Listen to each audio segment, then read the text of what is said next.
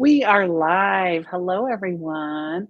If you are tuning into the Nonprofit Coffee Talk today to listen to all the wisdom that Courtney Hawkins is going to put down for us, you're in the right place. Welcome.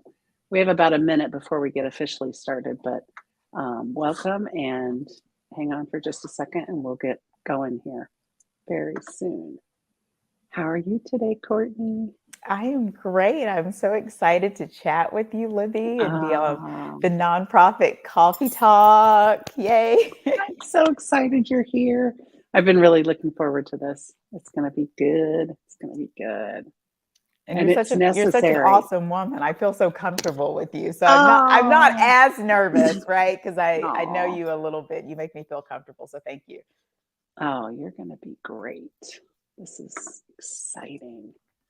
Um, Rest and recalibration, whew, so needed by a lot of people, especially nonprofit people. I will say I'm a little biased about that, but I'm not sure one group of people works harder than that. I don't know. So true. So, yeah, it's a big job. Well, it's 11:30. I guess we should go ahead and get started. So, welcome everyone. Thank you for tuning in and being with us today. We hope you find this session helpful. I know you will. Um, I am so excited to have Courtney Hawkins here today to talk about creating rhythms for rest and recalibration. Even the title piqued my interest. I'm like, ooh, I want to hear about that. So, I always ask my guests, what idea will you bring today that can lead to change? And I love what Courtney wrote. So I'm just going to read it because it's profound. Change makers and nonprofit leaders are clear about their why and who they are fighting for. Acting as catalysts for change, they often don't rest and care for their personal selves until they're forced to do so. The term self-care isn't received the same for everyone, and some people have a negative connotation. I just threw that in myself, but um, discovering and implementing personal rhythms that are uniquely your own helps one rest and recalibrate. I love that. That's awesome. So Courtney and I met, I don't know, a few months ago at an ECDI event. And I'm so thrilled that we connected and look forward to this today. Courtney helps smart people transform their dreams into scalable businesses that pay.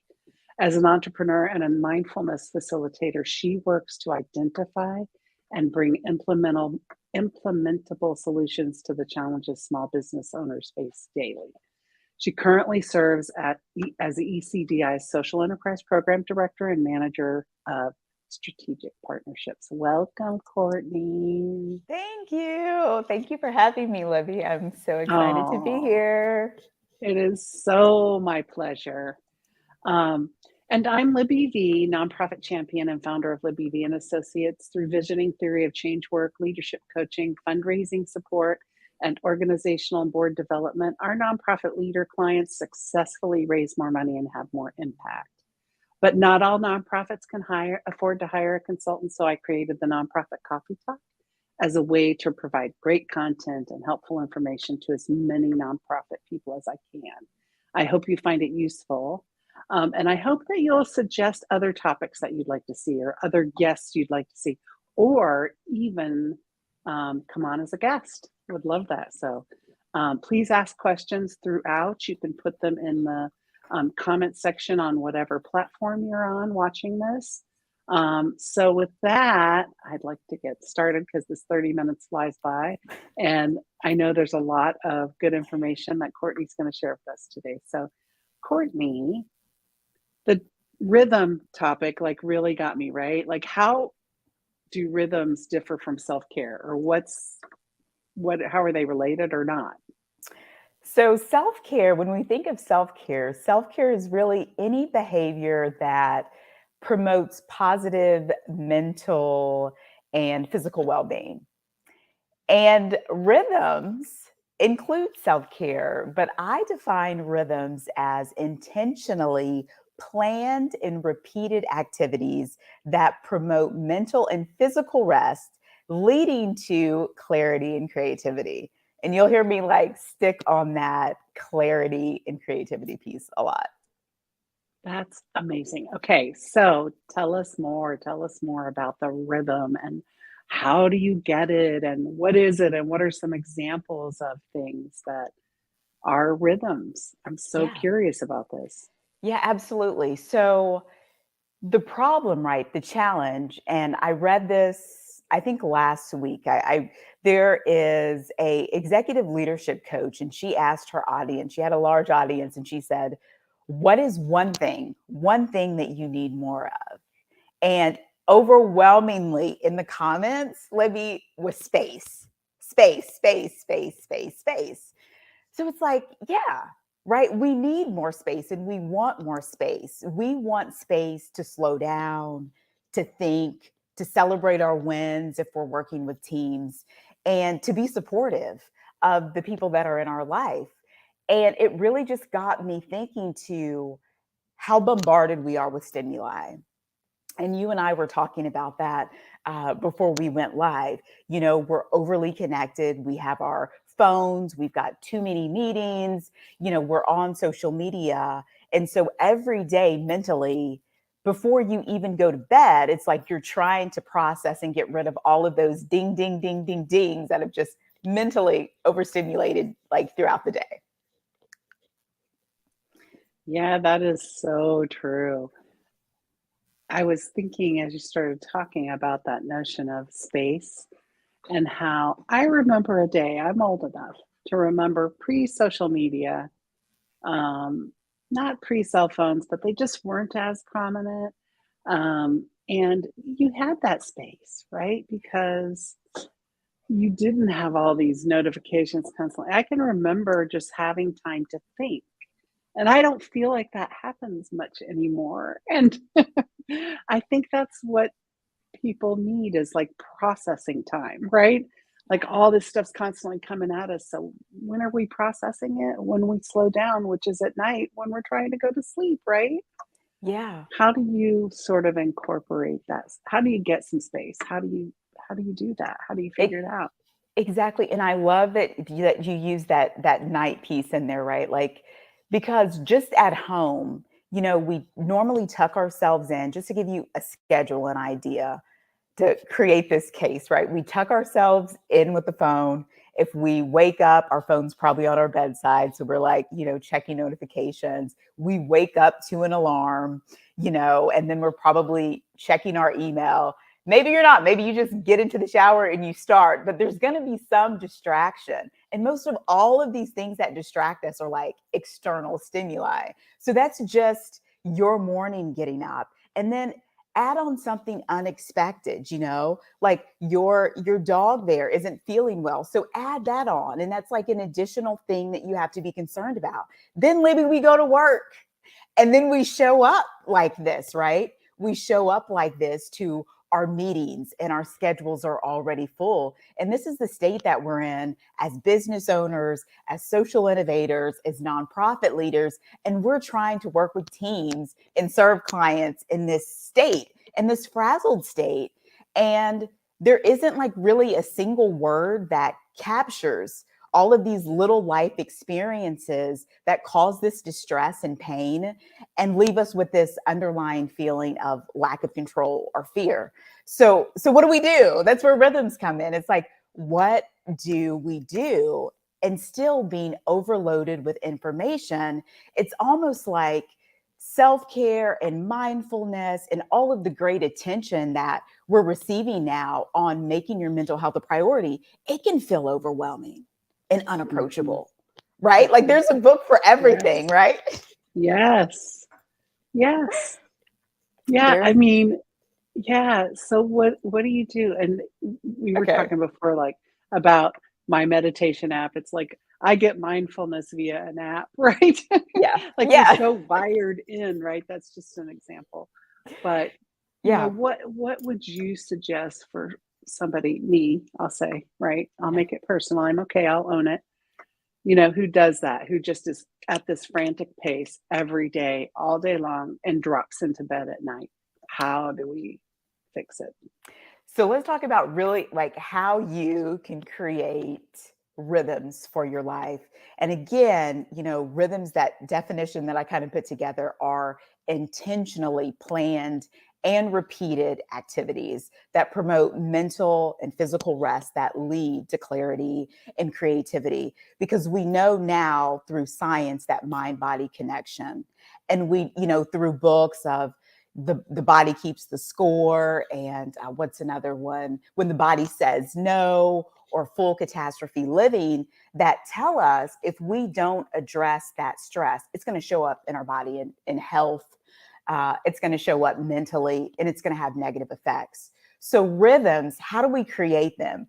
Rhythms, Libby, are so uniquely personal because we're all wired differently. So the things that bring you peace and calm in your life may be different from me or someone else. Also, when we consider physical, like what we're physically capable to do, for some people it might be a run, for someone else it could be working out, or it could just be reading a book. So when we think of rhythms, I like to encourage people to think of activities that naturally energize you or uplift you or change your mood or brings a sense of calm or peace. And even considering what physical movements do that, because it is a mind and body piece. And with rhythms, again, they're like intentionally repeated patterns. So you're thinking of what can you do daily? So for you, Libby, what things can you incorporate that bring you a sense of calm, that allow you space to be present and have clarity in your life? What are those things that can be done daily? Then we look at what can be done weekly, what can be done monthly, and even yearly. But the daily is so important, because if you just do it once a year, girlfriend, it's not enough to reset. What? Okay. No, that one trip you do for yourself 1 year, it's amazing and it is a rhythm, but it's not enough that you need for the work that you do and the clients that you work with to have that daily clarity so you can show up for your clients. Yeah, that's so good, Courtney. I love that. That's really getting me thinking about what is it, what is, so I walk, I meditate and I walk. Those are kind of the two things I think that do that for me, right? But often I look at my walks as chores and I think I need to reset my thinking about them, because I'm like, well, okay, I have to walk the dogs, right? Like every morning I get up, I get dressed, I walk the dog.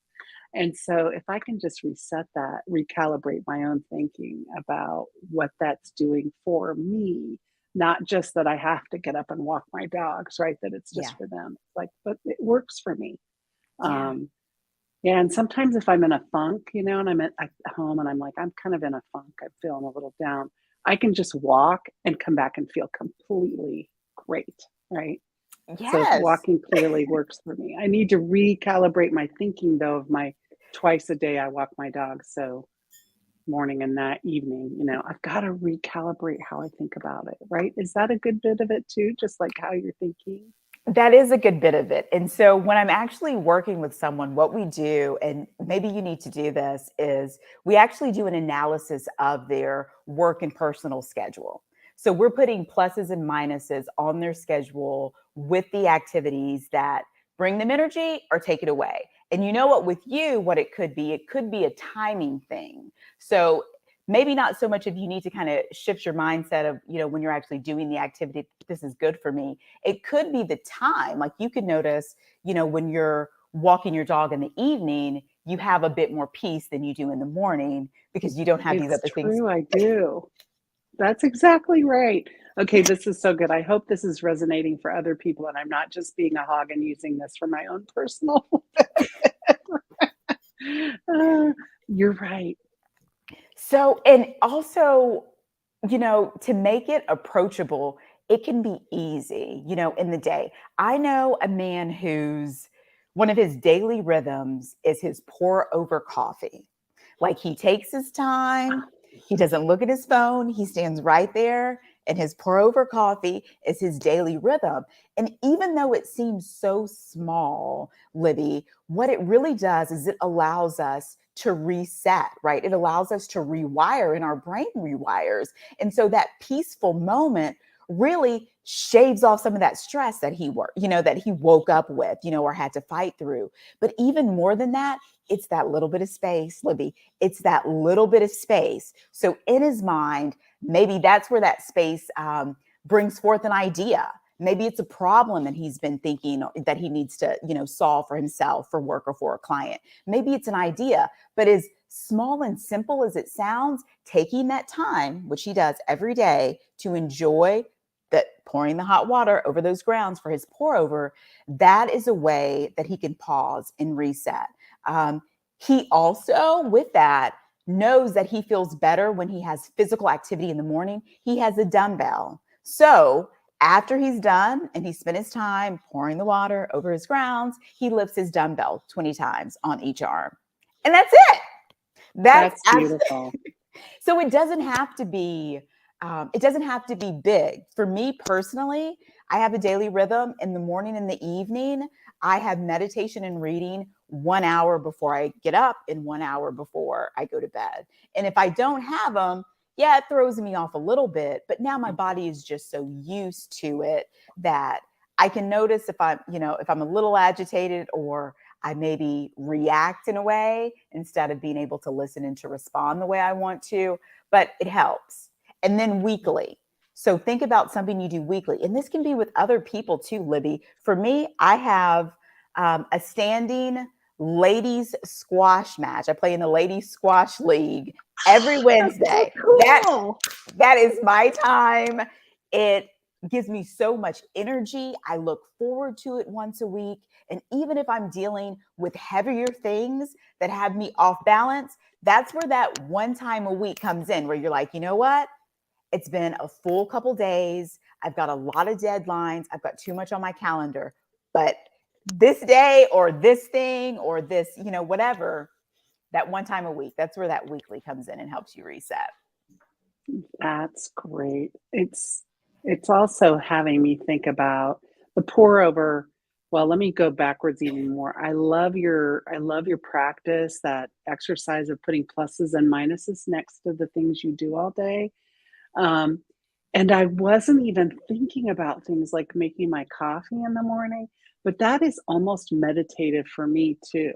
I don't use a pour over. I want to do a pour over, but I have a French press, right? And I have a grinder that I love to grind my beans, and I have the water kettle, and I love hearing it start to boil. Just shifting your mindset to be like present in those moments, I would think would make them more impactful, to really just enjoy that moment of stirring my coffee, all those little things. Yeah. Is that true, that it's like it's more effective if you're present during those kinds of little things? Absolutely. Absolutely. And I feel like when we're working, especially with business owners and leaders, there are so many obstacles, right? There's so many obstacles. So with rhythms, I just really encourage you to find out what gives you life, what gives you that sense of calm, right? So it's approachable and it's not forced. And meditation and mindfulness is a part of that. But even if you can't get there yet, right? Like, even if you're like, okay, I can't calm the noise down enough, what's that one thing?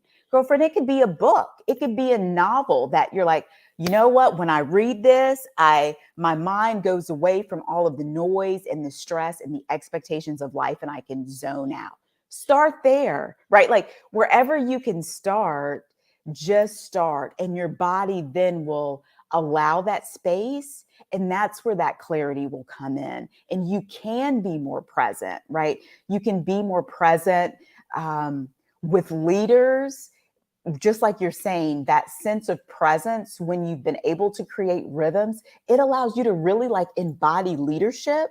So then you're creating those spaces of clarity and creativity for other people that you're working with and that you're serving. Oh, that's so good. Yeah, I love that conversation. And just the notion of, like when I first started meditating, it was all I could do to hold still for like 30 seconds, right? To sit and do nothing. And I looked at it again as a chore. I was like, well, I have to meditate. My app gave me a notification, time to meditate. But then I kept going with it, kept going. And one day I had this huge light bulb moment like, oh my gosh, this is the only time of the day that I sit still.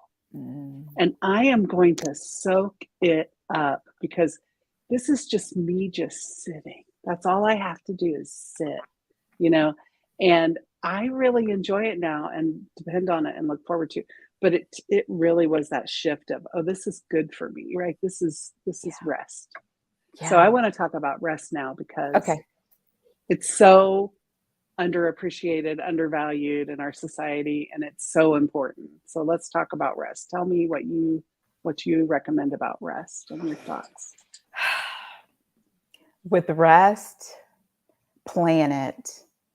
I feel like the easiest way to eliminate overwhelm and to create a sense of rest is just really by planning it.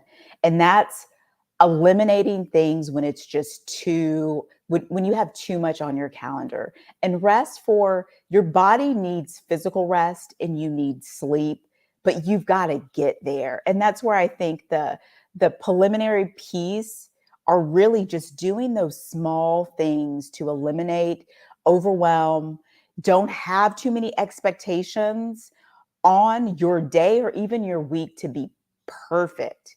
When you were talking about mindfulness in your meditation, it's a practice, right? That's what we do. We practice.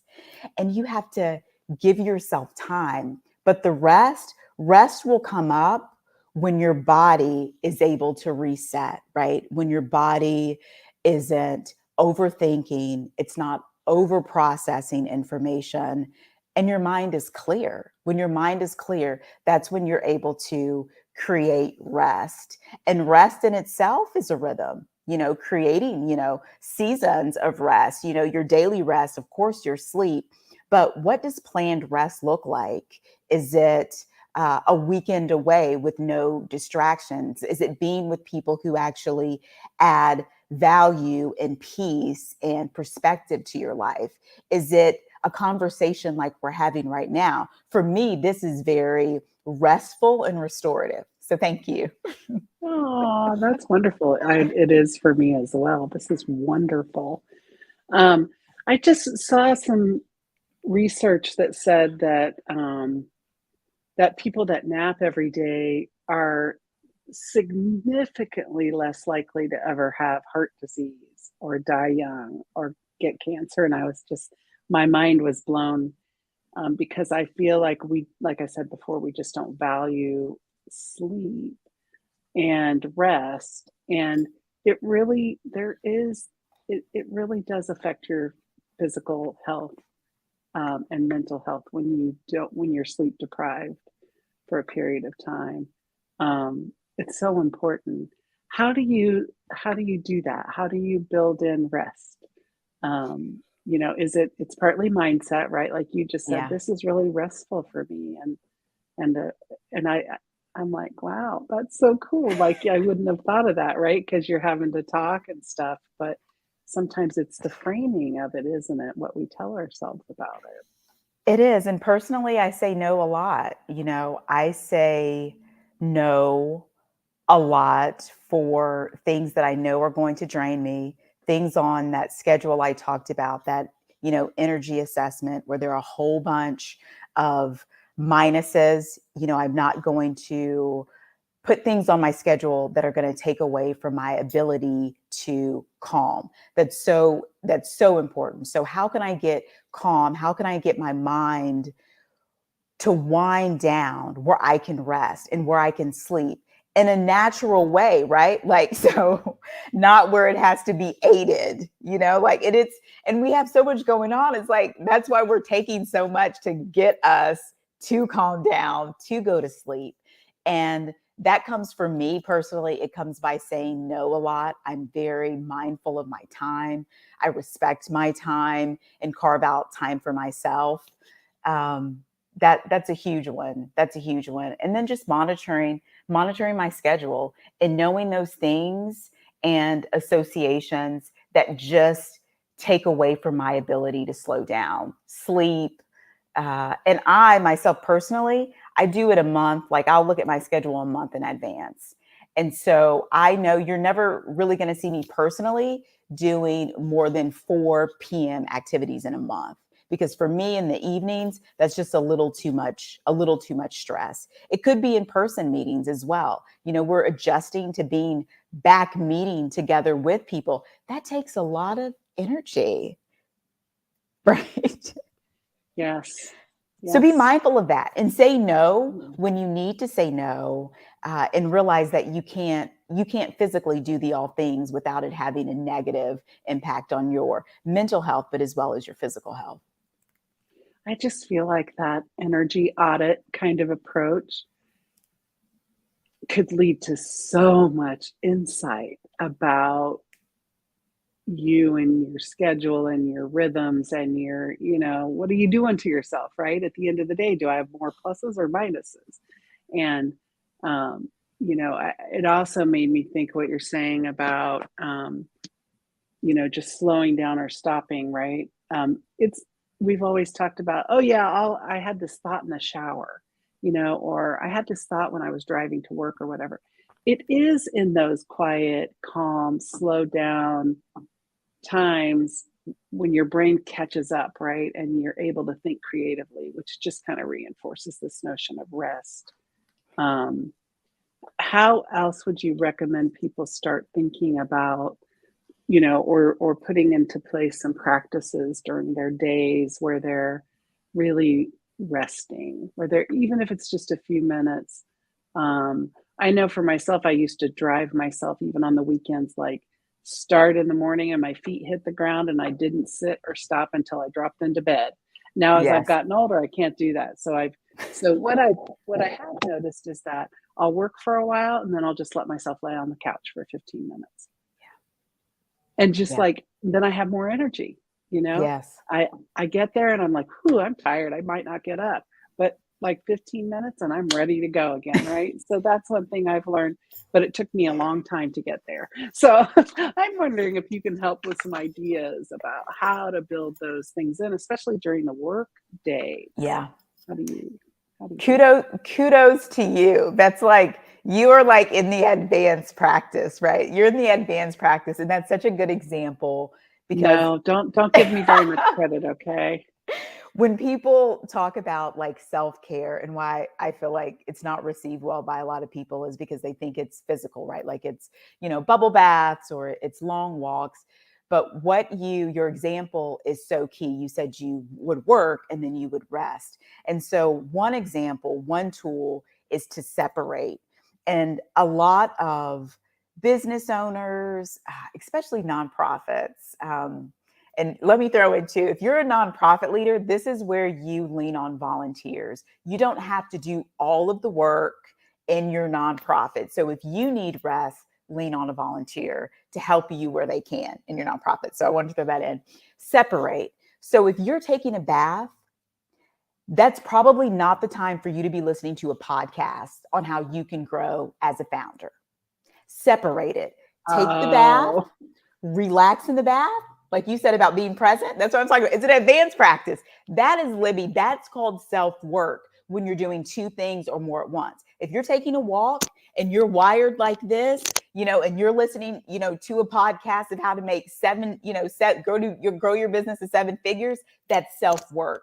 Separate it, take your walk and do nothing but walk. Leave your phone, leave any other device and just walk. And don't even walk with the expectation of like, you're going to think about revisiting the budget of your business plan as you're walking. No, just walk. Just take a bath. Just drink your coffee and look at the birds outside. yeah, that's so good. I'm so guilty of, trying to get all my podcasts in, every day. And so I'm always like, okay, got to start that podcast as soon as I get up so I can get it finished before. Yeah. But it is really amazing to just walk and not have any expectations and just be looking around and seeing how pretty the sky is, or the sunset, or the sunrise, or the leaves. I've Yes, been enjoying the yes. leaves, but it's really hard to get out of that frantic pace, that's sort of ingrained in us. It really is. It's really, I think, very hard to be like, I'm not going to listen to a podcast right now. I'm just going to walk and enjoy everything around me. Yeah. Or just eat. When was the last time, most of us just ate our lunch without something in the background or checking our phone or typing email? When did we just sit and we ate a meal and we're just there for that meal? That's something small that we can all do. It's small but mighty. Small but mighty. And I think a lot of it is just habits, right? Yep. Reach for that phone out of habit. You don't even think about it. So Yep. breaking that is, you got to keep after it for a while before you have a new habit of not reaching for your phone, right? Right. And that's where that intentionality, intentionally planning, and again, don't have unrealistic expectations. Show up the best way you can. Nothing's perfect. It's all a practice. Yeah, it's great. So thank you so much. I'm gonna get us wound down a little bit here, but this has been incredible. And I'm sorry, I'm gonna be really selfish. This was so good for me. Oh, thank you. And I Thank and you. I know it was good for everybody else too, because we need to hear this and we need to adopt some of these things. It's incredible. Rest is not a luxury, it's a requirement for Yes. your brain to function and your body to stay healthy. So thank you, Courtney. Any last words? It's the last quarter. It's the last quarter. And, just make sure that you find rest. Find rest, say no when you can, let other people help you, and do the best you can with where you are. But you're important. Your mental health is important. And that recalibration and reset of your body is important. Thank you for having me, Oh, Libby. thank you so much. So yeah, reach out to Courtney if you need anything, if this resonated with you and you feel like you want to work with her to get some of this ingrained in your life. She's amazing and you will love hanging out with her. Join us next week when our guest Shahar, right? We'll be talking about how nonprofit leaders can implement a strategy to build organizational capacity. I think that'll also be a really good conversation. We'll see you soon. Take care, everybody. Thank you.